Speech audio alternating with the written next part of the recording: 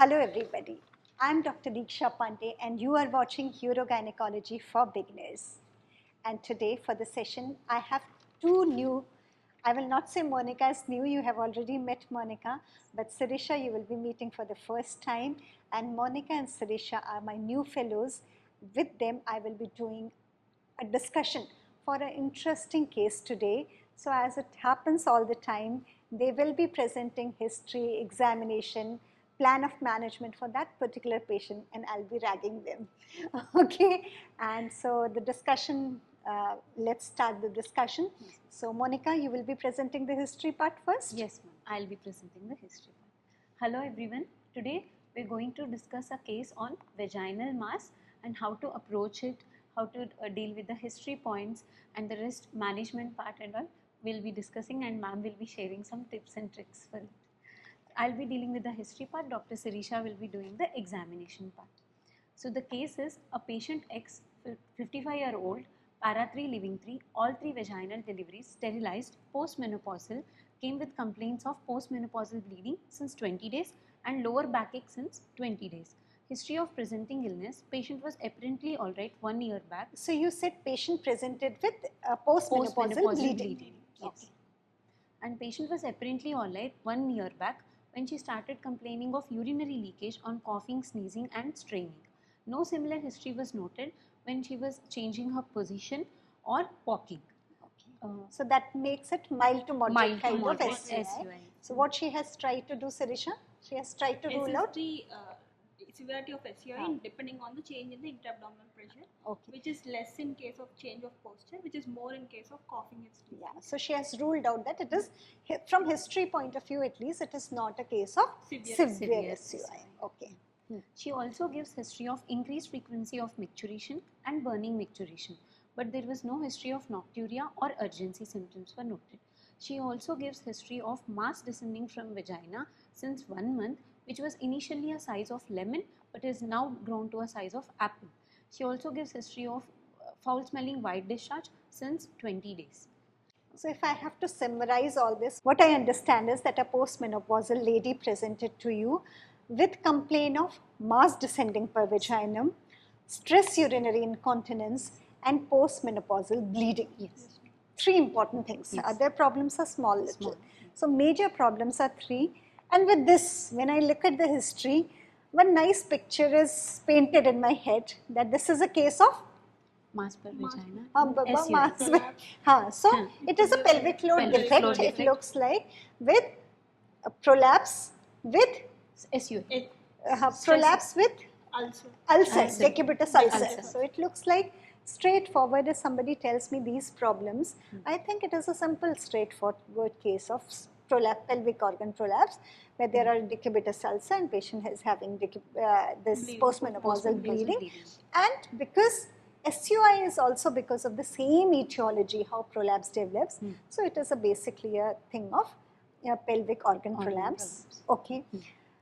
So let's see, that is my diagnosis because 90% of the patient present exactly in the same way. Okay.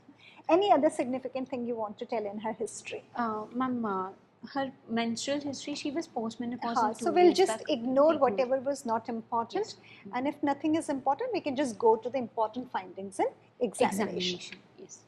Sirisha, would you like to tell the examination? On examination, abdomen was found to be soft, non-tender. All the quadrants were moving equally with the inspiration, and tubectomy scar was seen, which was healthy.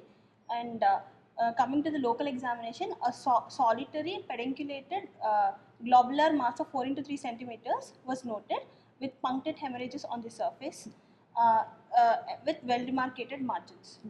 So, I'll stop you for some time. Now, in our head, we are thinking that it is a case of anybody, and you should also think like that. If combination of 3 problems are there, it is a prolapse. But when you do local examination, you saw a mass bulging out of the, I'll try to put the picture also for this patient. So there was a mass bulging through the introitus. Then it had some hemorrhagic spots. But how do you differentiate? How do you say that this mass is, oh, what I was thinking it to be a uterine prolapse or pelvic organ prolapse? It is not, it is something else. What was the first thing that you will note to say that Because this case maybe was smooth, Cervix. nice, very Very good. Sometimes it can be some fungating mass with cancer or something where you will have to actually check. So the thing should be very clear in mind. If any mass comes, first thing you look for is cervix. Cervix. Was there a cervix there? No. No. So that means it is not a uterine Uterine prolapse prolapse. at least. Now, if cervix is not seen and the mass you see that there is some mass, you are just seeing, you have not started palpating her. Okay. Yes. So what do you think it can be? Do you ask some history, or do you think that this patient has this history present or not present? It looks like pelvic organ prolapse. So on Without Hysterectomy. cervix, you have to ask and think about Hysterectomy. whether she has undergone a hysterectomy or Hysterectomy. not. Because the most common second differential diagnosis would have been a Wall wall prolapse. prolapse. And even wall prolapse can bleed sometimes because of thinning of skin, because of engorged vessels, and because of ulceration there, atrophy and ulceration. Okay, so that is also there. But she does not have a history of Hysterectomy. hysterectomy. So uterus is very Very well well. there. Okay. So then you told her to cough. yes. In On- this particular patient, we have to see two things on cough. First one is, whether the size is increasing on coughing. so what is that called? That sign is known Cough as stress test. no, Uniform whether cough cough, impulse. cough impulse. cough impulse. Impulse. Okay, whether the size is increasing. So increasing. this also, that day I was demonstrating it to you. Any mass which is coming through the vagina, if somebody pushes or somebody coughs, it will come down. That is a normal thing. But you should be like able to make out the difference that this mass is coming down or is it increasing in size with cough. If it increases, if it was like this and bulges like this, then that is cough test, cough Impulse. cough impulse Impulse test positive. positive.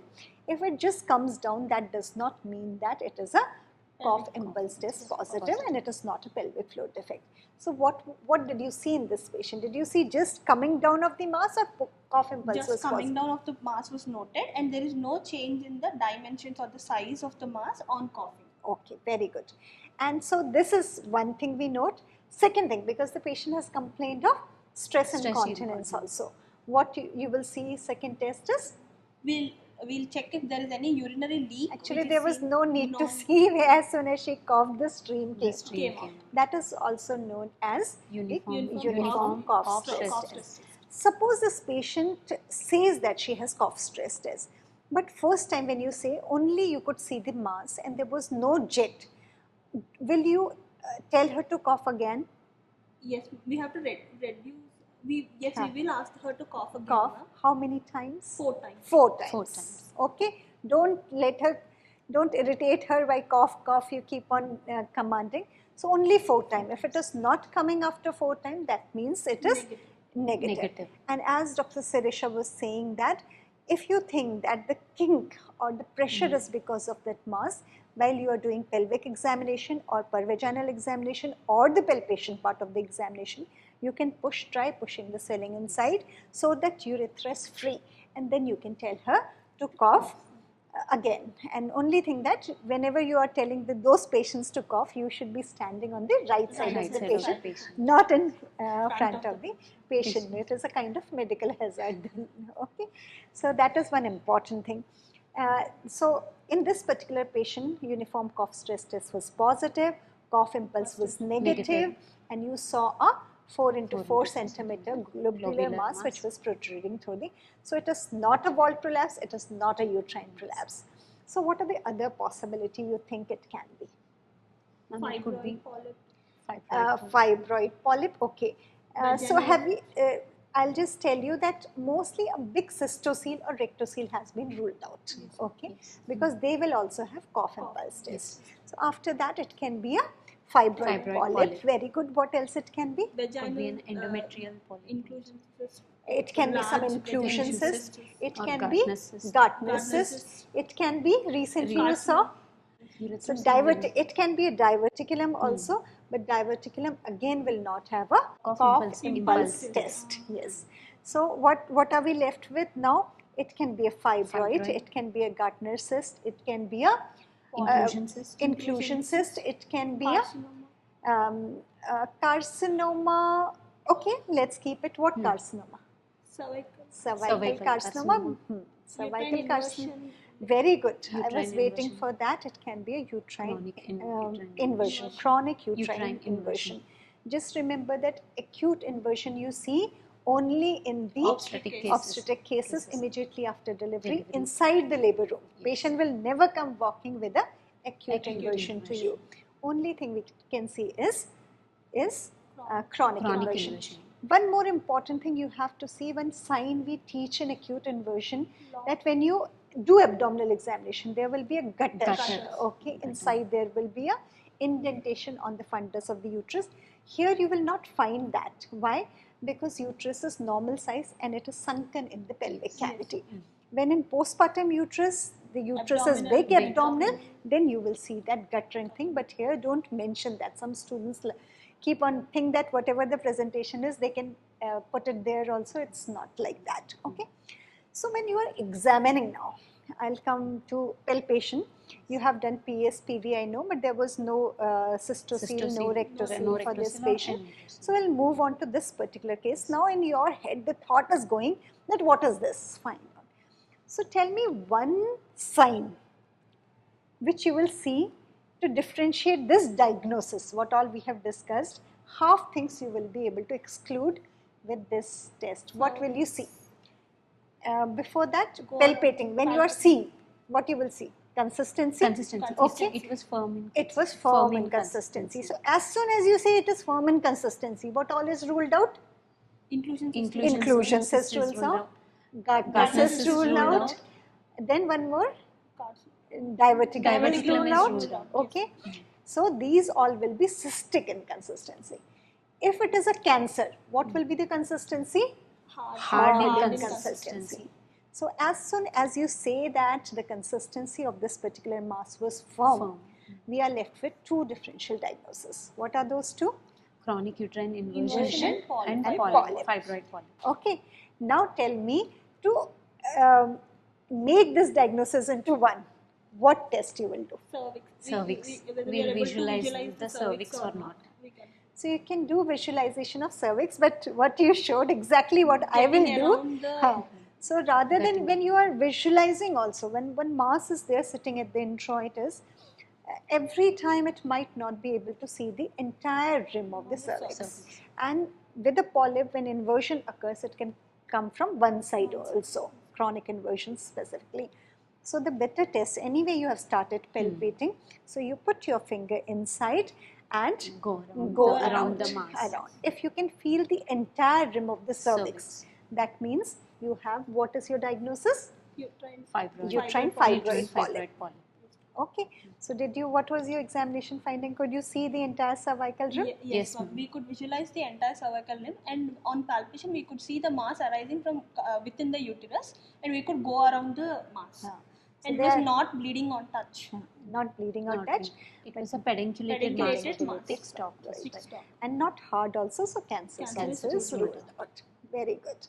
So now my question to you is that you have made a diagnosis, and very meticulously, step by step, we have reached a diagnosis. Now what investigations we should do for her? Now we have to work on this patient. Ultrasound. What ultrasound will do? Transvaginal. Transvaginal, okay. Transabdominal. But you will need vaginal, but better word, you can even do transperineal ultrasound. Okay. So what is the use of this ultrasound? What information you are looking for from this ultrasound? Origin of the mass can be located. Okay. Origin, it is coming from the uterus, that we have confirmed with the examination. Okay. Let's see once the consistency. Okay. You can see, you can diagnose well encapsulated masses of homogeneous consistency are usually fibroids. Okay. So you can just see the consistency. More important for me is to look for something else. On the urethra. Pressure on the urethra, it might cause, but little difficult, like that is not the main aim for ultrasound. When we are doing ultrasound, for management point of view, you think. Vascularity of the Go a little more beyond the fibroid, remain in the uterus, what else you, because that changes the management. So we want to find out whether it is a single fibroid No, polyp multiple, or there are multiple. fibroid Okay. polyps. Yes. If it is a simple fibroid, just just evulse just do polypectomy, patient will be perfectly fine. But if there are 5 more fibroids, this might not help, then we should go for hysterectomy. Okay. Now, postmenopausal bleeding, we know that it is because of fibroid and bleeding, but you would have known or you would have experienced that fibroids causing symptoms in postmenopausal women are not very common. Okay, maybe because of congestion of blood, it is bleeding that mass, but still I would tell you to do a pap smear for this patient. Look at it, because you have done it, because the cervix was difficult to see. In these kind of cases would be difficult to be seen in totality. So take a smear, try to inspect the cervix properly and do endometrial thickness also. Okay, these are the most things, because just managing that fibroid will not be enough if she is harboring some kind of lesion inside. Okay. Okay. Then for this investigation, I don't think other than fitness and all those things, nothing else is important. Would you like to do a urodynamic study for this patient? No. No, ma'am. Very good. I Because like this it is answer. clinically It is a demonstrated straightforward. straightforward. So when patient says SUI, you are able to demonstrate Demonstrate SUI. SUI. There is No no need. need, even for surgical approach. Yes. Even because if we are doing a surgery for her, better in that same sitting, we Same can put a We can tape put also. tape. So if it is a clear-cut case, actually for starting treatment as physiotherapy, for even demonstration of SUI is not important, okay? Because if the patient is saying that at home while working, you cannot replicate or reproduce the same kind of situation here to demonstrate SUI. So once the patient says, we believe it, we can start her on conservative therapy. But if you have to operate, I always suggest that at least it should be demonstrable before you put a tape. Okay, so that we don't miss other alternative diagnosis which might be mimicking SUI. Okay, can you tell me some conditions which might mimic SUI, which are especially relevant for this patient? One condition or two conditions? You have mentioned it in your history. So it can be an obstruction of the urethra, which will cause residual urine again and again. Patient might not be able to empty it properly, incomplete voiding, and that will cause Increased frequency. and that might cause recurrent infections. And SUI can be present in transient phases. In a case of even demonstrable SUI can be present in cystitis. Okay. So that is one thing which you have to remember. But for this case, when she has told and you can demonstrate, it is usually not required. At the most, you can, when we are talking about investigation, you can rule out urinary tract infection directly by checking the urine. And she also had the stress urinary complaint 1 year, since 1 Very year. important. Yes. Because this all the postmenopausal has started 20 days back, but since 1 year she is having stress urinary incontinence. So 1 year if continuous history is there, but if she says 1 year intermittent, sometimes she gets, because fibroid has now become apparent now, from the cervix to come down, it has taken some time. Okay, so then how do you treat this patient? So investigation are done. We have made a diagnosis, suppose we have ruled out urinary tract infection, everything, it is a clear-cut case. Then suppose there is a single fibroid and no other lesion. We can evulse You can evulse the polyp and just put a tape for her. Okay. Which tape would you like to put for her? TVT R. Last discussion, you only said, Mounika, I want to put it for severe SUI, for fat patients. She is not fat, she is not severe.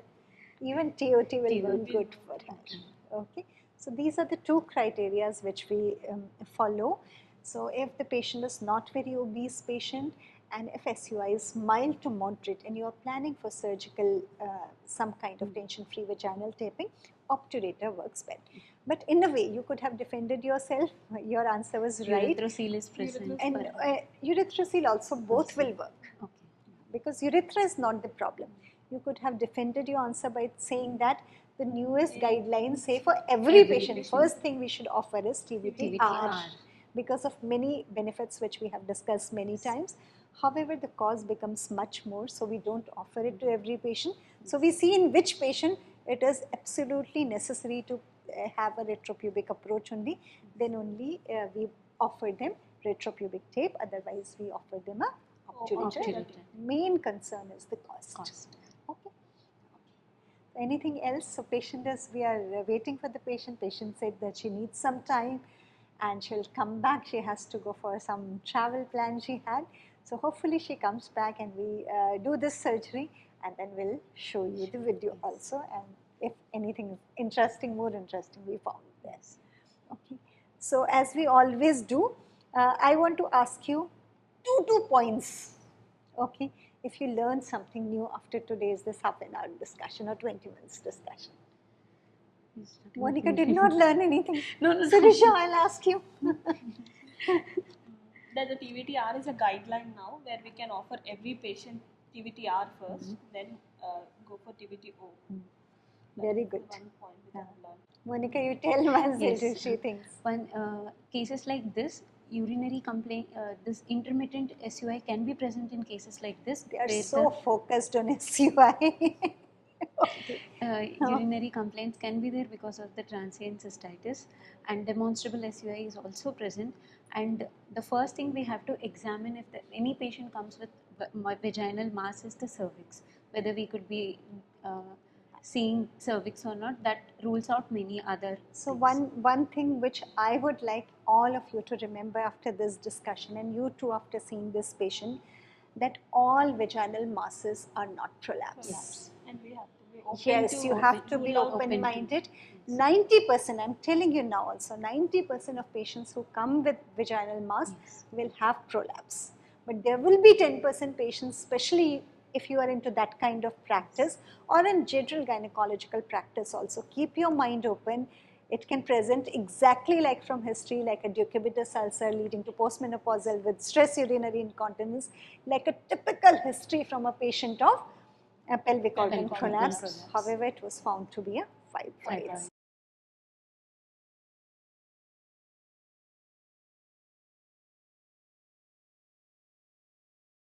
So life will keep on surprising you. Keep your mind open. Thank you so much. Thank you.